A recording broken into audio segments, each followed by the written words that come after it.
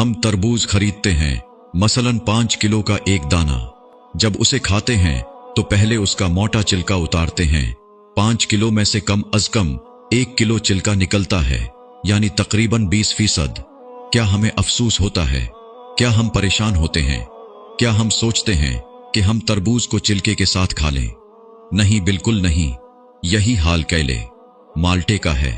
हम खुशी से छिलका उतार कर खाते हैं, हालांकि हमने छिलके समेत खरीदा होता है, मगर छिलका फेंकते वक्त तकलीफ नहीं होती। हम मुर्गी खरीदते हैं जिंदा, मगर जब खाने लगते हैं तो उसके बाल, खाल और पेट की आलाइश निकाल कर फेंक देते हैं। क्या इस पर दुख होता है? नहीं। तो फिर 40,000 में से 1,000 देने पर, 1 लाख में से 2,500 देने पर क्यों हमें बहुत तकलीफ होती है? हालांकि ये सिर्फ 2.5% बनता है, यानी 100 रुपए में से सिर्फ 2.5 रुपए। ये तरबूज, केले, आम और माल्टे के छिलके से कितना कम है। इसे ज़कात फरमाया गया है।